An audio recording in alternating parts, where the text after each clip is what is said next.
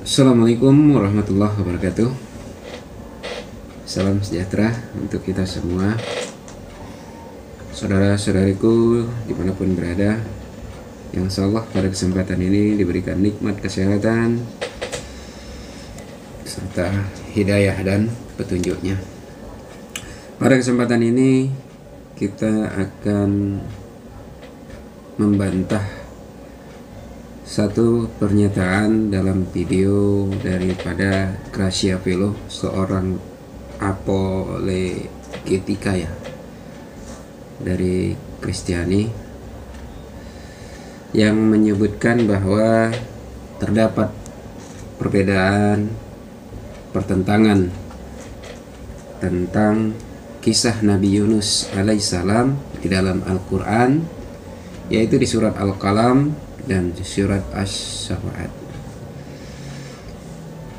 Di awal videonya dia menyebutkan bahwa dia mengambil banyak literatur, diantaranya salah satunya adalah Al-Quran, bukan kitab sejarah. Dan dia sebelumnya di video-video lainnya juga banyak menggunakan rujukan-rujukan dari umat Islam sendiri. Dan videonya ini memang ditujukan kepada salah satu seorang muslim, yaitu saudara Nandar ya, atau Ustadz Nandar. Walaupun demikian,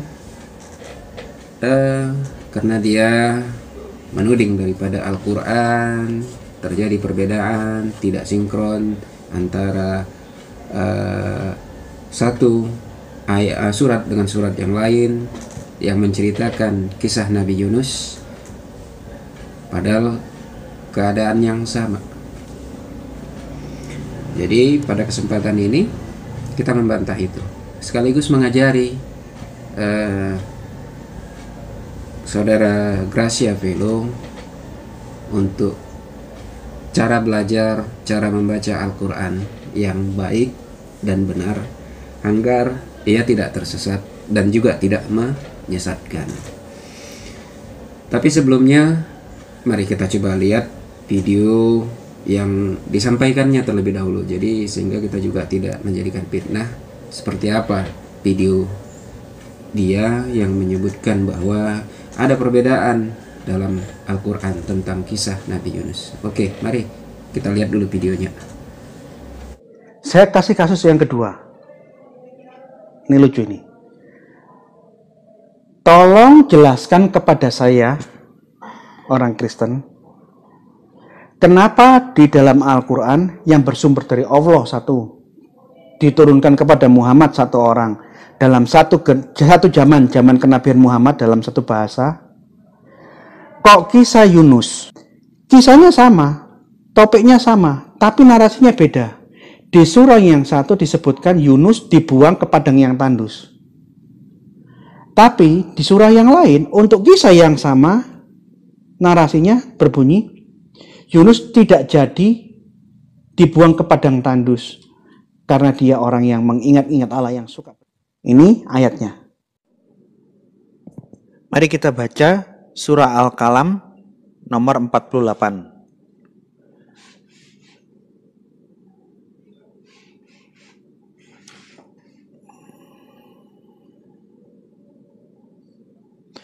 Mari kita baca surah Al-Qalam nomor 48, demikian bunyinya. Maka bersabarlah kamu, hai Muhammad, terhadap ketetapan Tuhanmu. Dan janganlah kamu seperti orang yang berada dalam perut ikan. Siapa orang yang berada dalam perut ikan? Itu Yunus maksudnya. Ketika ia berdoa, sedang ia dalam keadaan marah terhadap kepada kaumnya. Ayat 49, kita baca baik-baik. Kalau sekiranya Yunus tidak segera mendapat nikmat dari Tuhannya, maka benar-benar Yunus dicampakkan ke tanah tandus dalam keadaan tercela.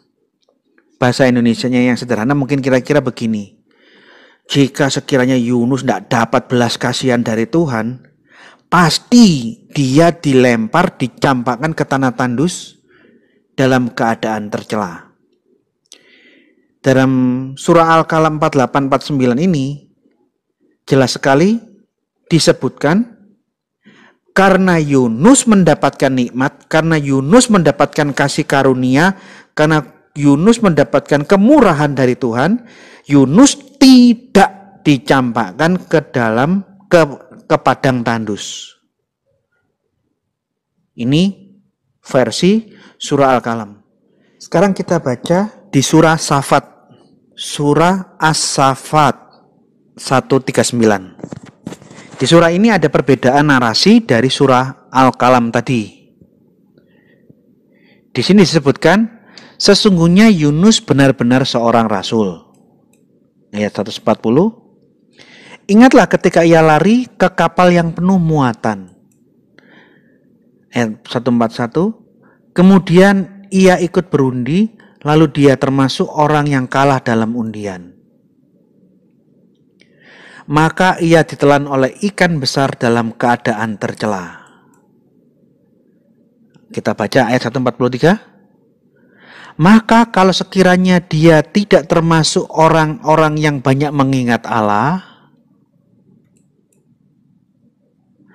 niscaya ia akan tetap tinggal di perut ikan itu sampai hari berbangkit.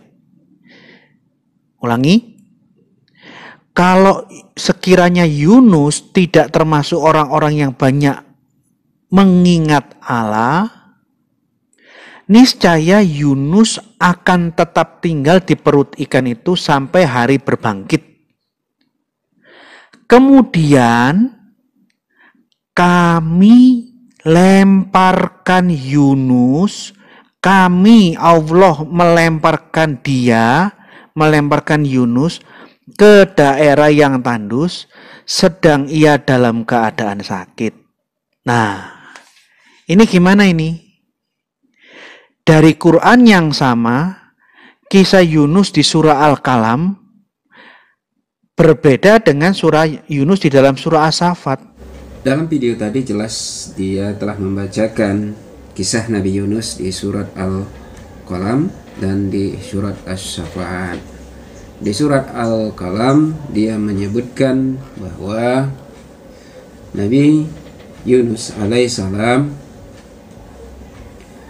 itu tidak jadi dicampakkan ke tanah tandus karena ia mendapatkan nikmat dari Tuhannya. Ini disebutkan di 48-49 ayat dari surat Al-Qalam.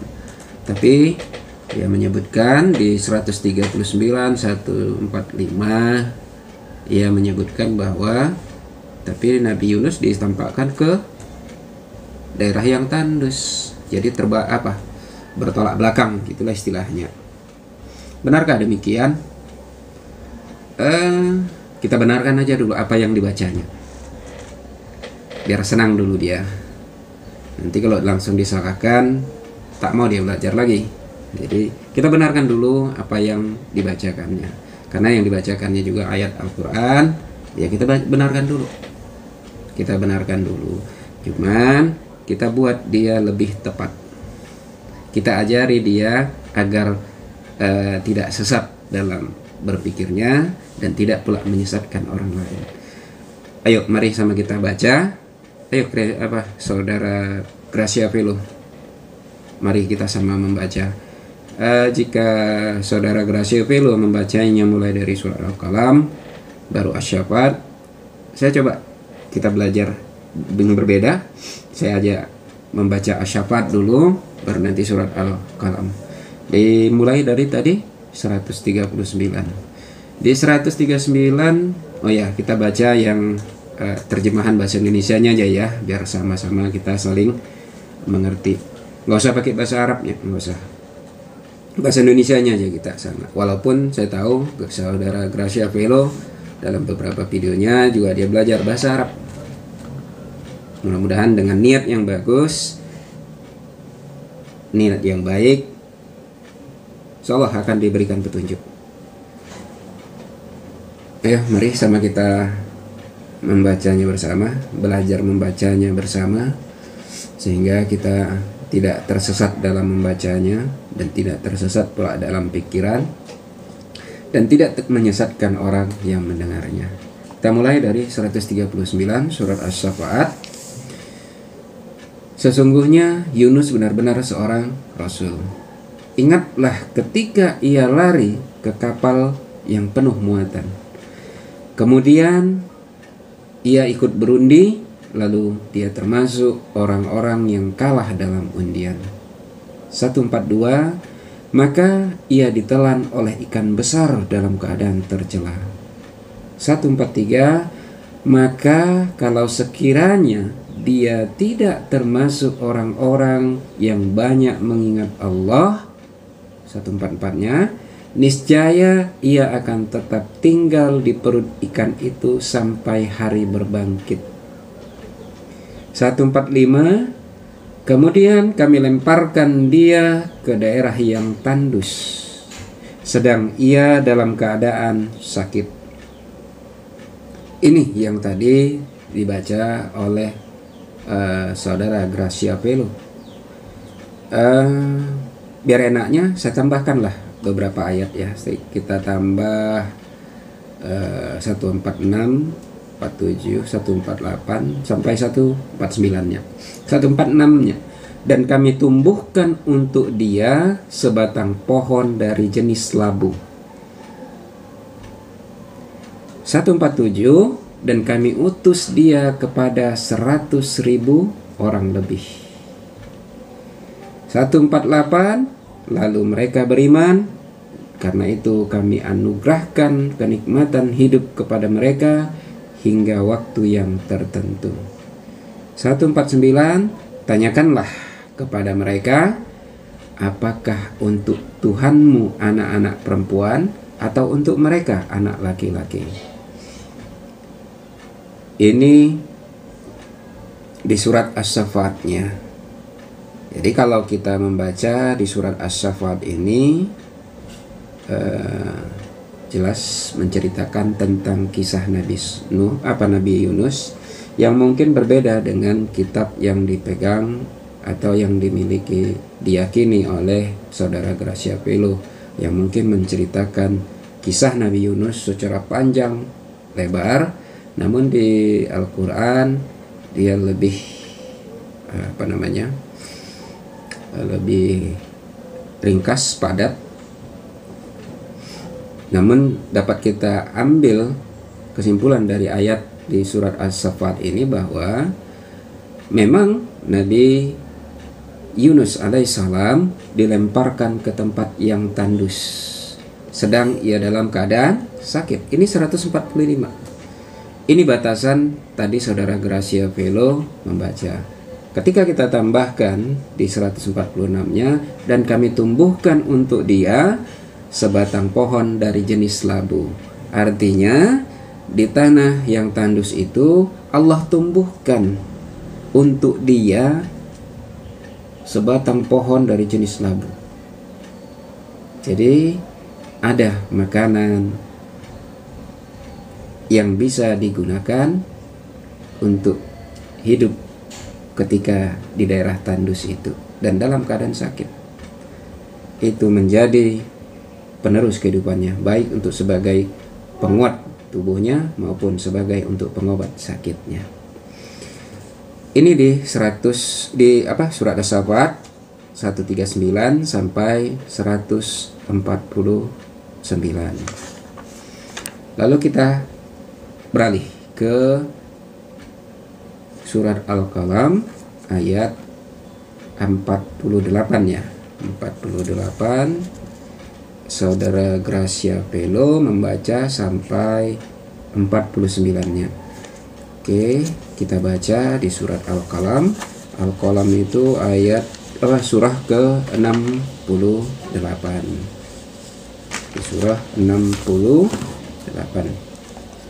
Di 48-nya disebutkan bahwa maka bersabarlah kamu, dalam tanda kurung ini, karena ayat ini disampaikan kepada Nabi Muhammad SAW. Maka bersabarlah kamu, hai Muhammad, terhadap ketetapan Tuhanmu, Dan janganlah kamu seperti orang yang berada dalam perut ikan ketika ia berdoa, sedang ia dalam keadaan marah kepada kaumnya. Ini 48. 49-nya, kalau sekiranya ia tidak segera mendapat nikmat dari Tuhannya, benar-benar ia dicampakkan ke tanah tandus dan dalam keadaan tercela. Ini di 49-nya. Kalau kita membaca, kalau sekiranya ia tidak mendapatkan nikmat dari Tuhannya, komat ya, ini ngunci nih. Jadi nikmat Allah didapatkan Nabi Yunus sehingga ia bisa keluar dari perut ikan. Ini mengunci di ayat sebelumnya. Dan di ayat selanjutnya otomatis dia juga mendapatkan nikmat ketika ia benar-benar dicampakkan ke tanah tandus, yang tanah tandus dalam keadaan tercela. Nah, tercelanya dia dilemparkan ke tanah tandus dan keadaan sakit. Ini disebutkan di surat As-Saffat tadi. Apakah tabrakan? Apakah bertentangan? Enggak. Benar-benar ia dicampakkan ke tanah tandus dalam keadaan tercela, sebagaimana di surat As-Saffat tadi di 145.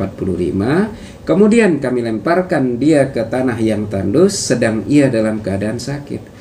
Tapi jangan berhenti sampai situ. Kan ada di 146-nya. Dan kami tumbuhkan untuk dia sebatang pohon dari jenis labu. Dari jenis labu.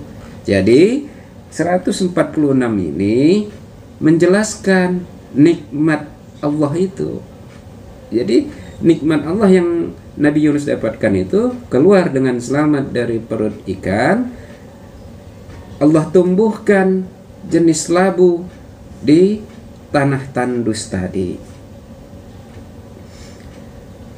Ini di surat Al-Qalamnya. Jadi jelas nggak ada perbedaan.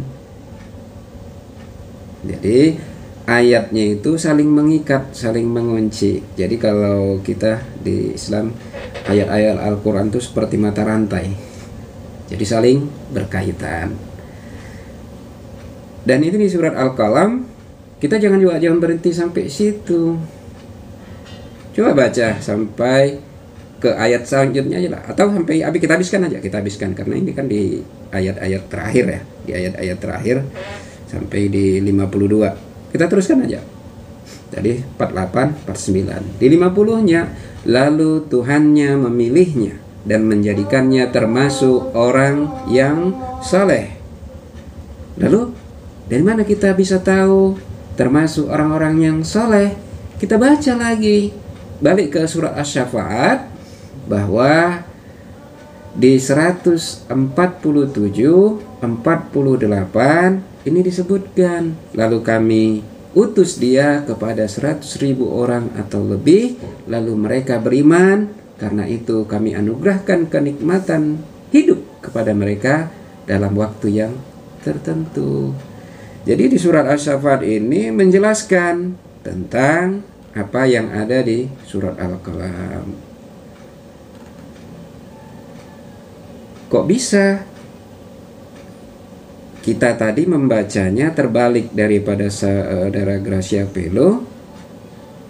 Kok bisa penafsirannya beda? Penangkapan kita juga beda. Padahal kita membacanya dari surat yang menjelaskan, dari surat Al-Qalam. Seharusnya lebih baik tadi bacaan daripada Gracia Pelo. Tapi itulah keutamaan daripada Al-Quran. Nggak masalah mau dari belakang bacanya, mau dari depan bacanya, sama. Nggak ada yang batil.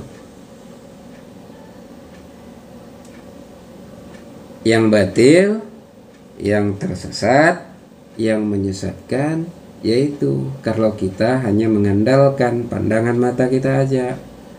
Ini juga yang mungkin kritik kepada saudara Gracia Velo, Dalam beberapa videonya kalau saya perhatikan lebih banyak menampilkan bukti bacaan yang seakan-akan fakta, dan disuruhnya kita membaca. Buka matamu, baca sendiri. Ini kelemahan daripada pandangan mata kita. Di surah sebelumnya, di surat Al-Mulk, tadi di Al-Qalam kan 100 di surah ke-68. Balik dulu satu surat sebelumnya. Di surat Al-Mulk itu disebutkan bahwa penglihatan kita itu lemah. Coba baca di ayat ketiga, ayat keempatnya. Bacakan aja ya Indonesianya. Yang menciptakan 7 langit berlapis-lapis, tidak akan kamu lihat sesuatu yang tidak seimbang pada ciptaan Tuhan yang Maha Pengasih. Maka lihatlah sekali lagi, adakah kamu lihat sesuatu yang cacat? Itu di ayat ketiganya. Kita diperintahkan untuk melihat. Lalu lihat sekali lagi, adakah yang cacat dari segala ciptaan Allah, termasuk Al-Quran ini. Di ayat keempatnya disebutkan, kemudian ulangi pandanganmu sekali lagi. Jadi ulangi sekali lagi. Dan sekali lagi, ini yang keempat. Niscaya pandanganmu akan kembali kepadamu tanpa menemukan cacat, dan pandanganmu dalam keadaan letih. Ini lemah pandangan kita, mata kita itu lemah. Terlebih ketika kita membaca Al-Quran tidak dengan didasari keinginan niat yang baik dan keimanan.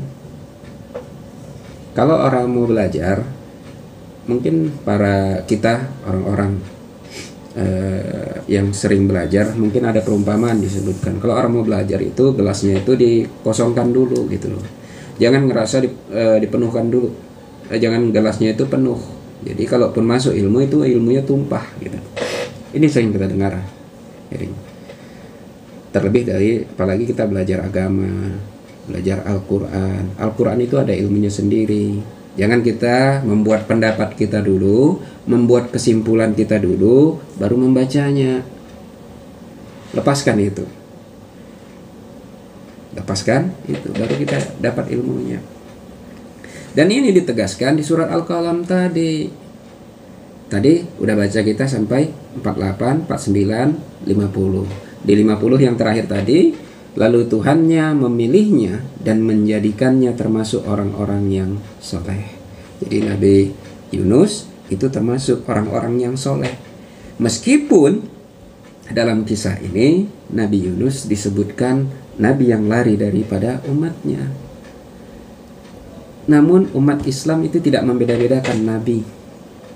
Nabi yang satu dengan Nabi yang lainnya itu tidak dibeda-bedakan. Oh, itu ajaran untuk Nabi Musa, ini ajaran untuk Nabi Isa. Enggak. Semua itu adalah Muslim. Balik ya, kok melompat-lompat. Di 51-nya aja kita tegaskan bahwa bagaimana mata kita itu ketika membaca Al-Quran lemah kalau kita hanya mengandalkan mata. Makanya harus dengan iman, harus dengan niat yang baik, tulus, ikuti ilmu Al-Quran. Mari kita baca yang ayat ke-51-nya. Dan sesungguhnya orang-orang kafir itu benar-benar hampir menggelincirkanmu dengan pandangan mereka. Nih, jelas disebutkan bahwa orang-orang kafir itu hampir menggelincirkan kamu dengan pandangan mereka.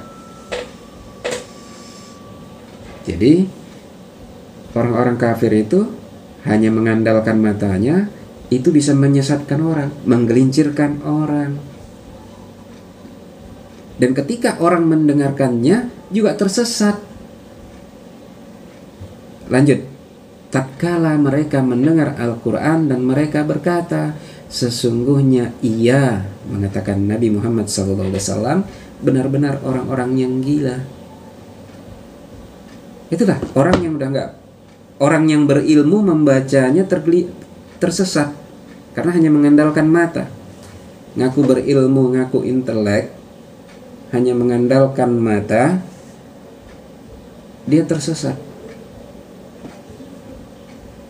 Tidak didasari keimanan dan tidak didasari niat yang ikhlas, tulus, dan bersih.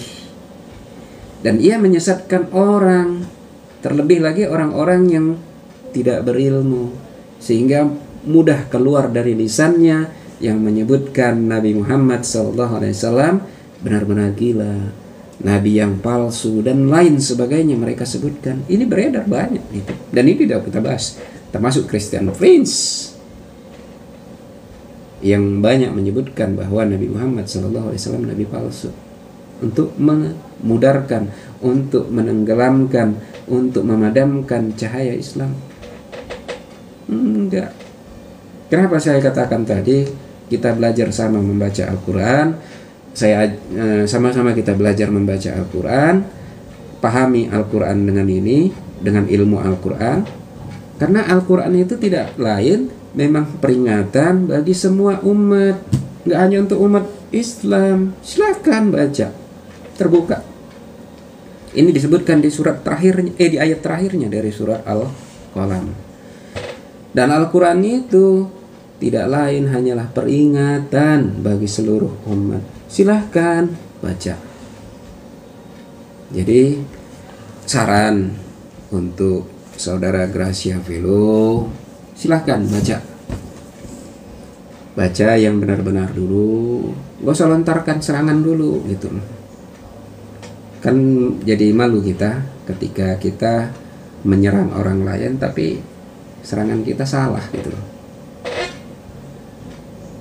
Apalagi dengan era media sosial seperti ini, jejak digital kita itu terekam terus